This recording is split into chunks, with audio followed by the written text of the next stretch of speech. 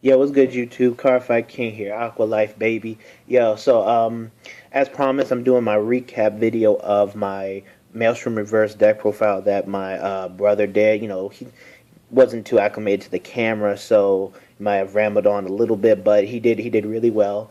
So I'm just gonna do a recap of the, certain card choices in the deck that, I feel should be more explained. So we're gonna start off with the starter, Marios. Some people tell me that Marios is not that great. He doesn't pressure enough, and I'm like, what? Because your opponent, I know because when I play opponents that have searchers, I don't want them to search. Like, when you're playing against like Raging Form, you don't want your opponent to search with Goat if you can stop it. Because you don't want them to add another rating from the hand. You don't want them to get the break ride or anything like that. Same with this deck. Early game, your opponent doesn't want you to search for Maelstrom so that you can ride it turn 3, or just have another 11K, or just put the cross ride in your hand so you're pretty much guaranteed to cross ride. So your opponent does not want you to do that. So Mario's is consistent pressure, definitely early game. When it gets towards the later stages of the game, you still have grade threes in your deck, and since Mario's doesn't cost any counterblast, like you're hitting them with Maelstrom on the third attack and whatnot, you're like, well, dang, he's gonna thin his deck out of grade threes. Thinning your deck, deck thinning is just so good. Like playing with and against Shadow Paladins, you see the power of deck thinning. It's it's good because you're going to hit triggers more. You're going to, take out your grade threes so that, pretty much your drive checks, you have a higher percentage chance of drive checking something with a shield. So that's pretty much why I run Marios, because he is consistent pressure and he's a nice 5K booster for the game. So, you can make Maelstrom revert. You can lock. He's a good lock target to make Maelstrom reverse 18K or 16K or whatever, however it may be. Or, you could lock something else and he'll boost, so then you'll be hitting for between 21 and 23. So still a really good card to keep on the field. Next card is going to be Eugene. Eugene, he's my grade 1. He's a grade 1 clone of Basil, Stormrider. I actually really like him in this deck, more so than any other deck, really, because, he allows for, like, turn 1, when you're able to attack, you can swing 8 on their grade 1s, 8K or lower Vanguard. So he'll be able to put that Stormrider pressure on from turn 1. Even though he becomes obsolete when your opponent rides into grade 2, if it's anything 9K or above, he still puts Marios in position to get off his skill. And you can stand, like if you hit a double stand trick, you can stand the thing in front of him and then stand him, and then bam, he's good. I mean, and then in some situations, you don't even have to use his skill to do the battle switch or anything. He becomes a 6K booster. So I really think that Eugene has, you just have to test him out. I really think Eugene has a lot of, variety in the deck, and there's different ways that you can definitely utilize him early to late game. Another lock target as well. So really good card. Let's get in. Hermes is I'm not going to go too much into him, but he's our 10K attacker for Blue Storms. Really good card. Good ride target. Well, not good ride target. Well, yeah, he's a good ride. 7K ride. Yeah, just overall, just a good card in general. And then we have Basil. Now, people are like, oh, Spyros is better than Basil, blah, blah, blah, blah.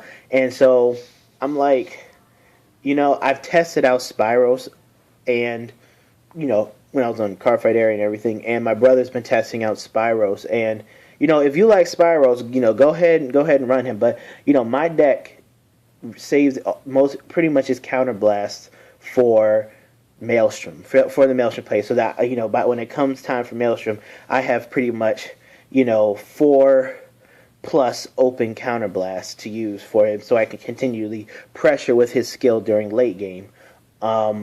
Basil, still, like I told you, like I made in that video, still one of the best early game cards. Being able to hit that 10K on their grade 1 and grade 2 is ridiculously good. And then, he's just another target just so you can help reach the 4th battle. So he's still a good card. Again, and Malika, push her into the soul, make him a 13K, so he hits 13K cross-ridden vanguards. He still has a ton of utility. But, in comparison to Spyros, which I do run one copy of for right now, because I'm working on getting another copy of Basil right now. One of my friends has it. Spyros, my issues with Spyros is, now he's a good card or whatever, but one is that he costs he costs the counterblast of a Blue Storm card specifically.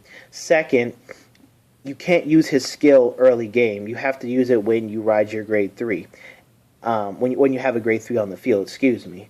So unlike Basil, he doesn't provide any early game assaults, early game rushes. And I mean, he does keep his power and everything, but again, the special counterblast and the inability to put pressure on your opponent, early on, kind of makes me back away from this card, because that would force you to run more of a Blue Storm focused build, and in a Blue Storm focused build, the deck doesn't have as much synergy with everything as you would like it to. Still running 4 Tidal Assaults. You got to run 4 Tidal Assaults. He's just too good of a card, and this deck doesn't, like I said, this deck doesn't counterblast outside of Maelstrom. So, I mean, I'm probably going to take out Spyros and throw in a 10K Vanilla or another Basil. Still debating on that. But again, this deck doesn't counterblast outside of Maelstrom. So, you have so pretty much your main Vanguard is just going to be putting on the pressure, for a good majority of the game. And then we have Diamantes. Still got to run my one copy of Diamantes. He's too clutch of a card. The 11K thing, turn Basil into possibly a locked target, if he's in another column on the other side of the field. But Diamantes is just too good on 11K Vanguards. I run 4 Maelstroms, regular Maelstroms. He's my baby since day one. But,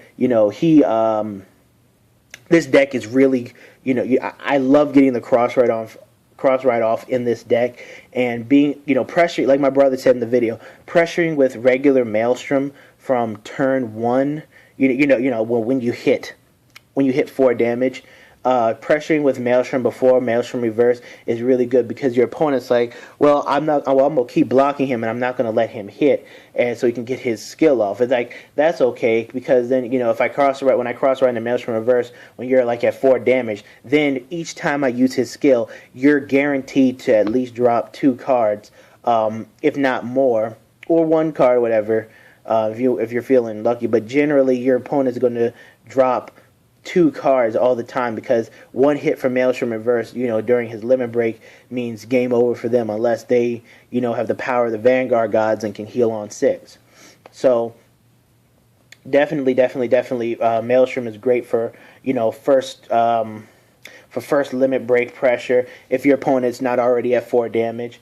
And then Maelstrom reverse, is a great, finisher off. And, if it's still early game and your opponent's making some threatening columns, go ahead and cross-ride into Maelstrom reverse and put up that defense. There's nothing wrong with early cross-riding and putting up a 13K defense early game. Next, we have Maelstrom reverse. Maelstrom reverse, I need to get another copy of him. Well, I have him and I have a Glory. Glory just does not fit the Maelstrom, does not fit the Aquaforce persona. If he got an extra crit, great. That would be a lot better, like the Yggdrasil or whatever. But since he doesn't get an extra crit, you can't use great ones.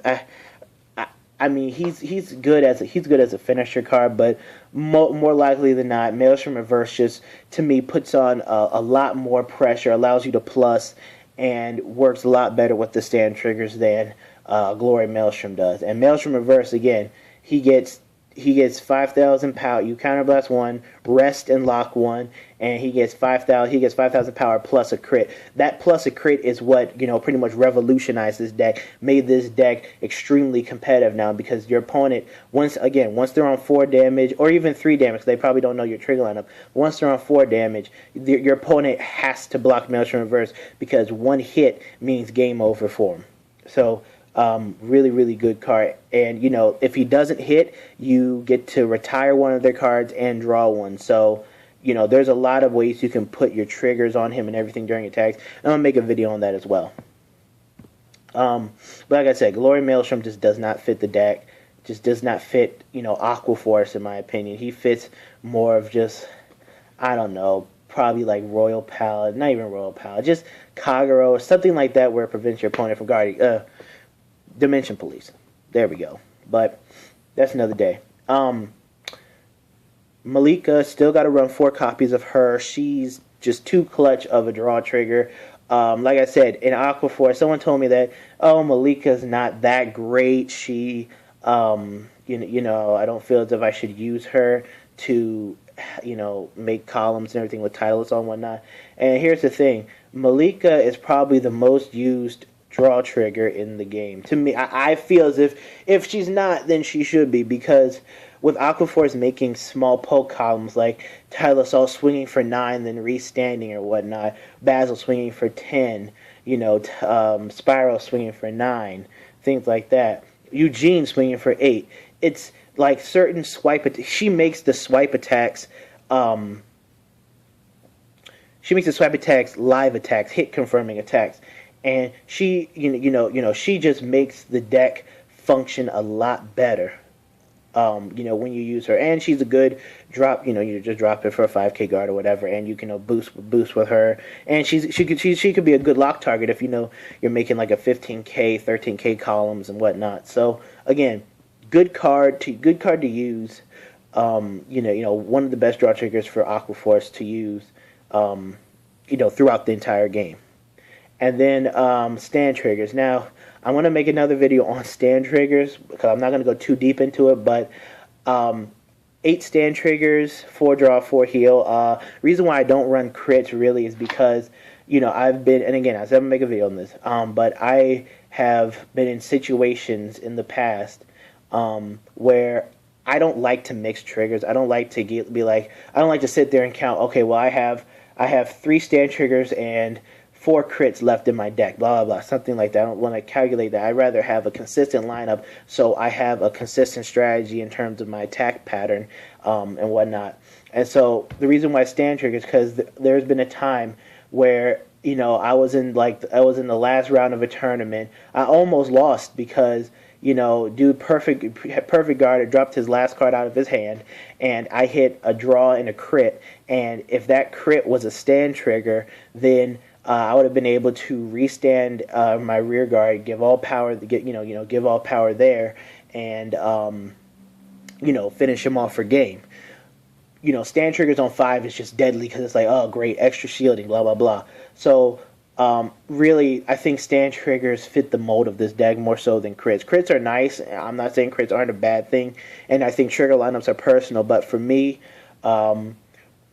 just having the stand triggers is what makes this deck a lot more together. It makes Maelstrom Reverse's skill a lot that much better. It's like, oh, if I hit a stand trigger, give power here, stand, plus I'm going to neg you 2 cards while I draw a card. So or neg you 1 card and I'm gonna draw a card. So it's still, stand triggers just fit the mold. But again, I'm gonna make a video on why I don't play stand triggers in Maelstrom decks.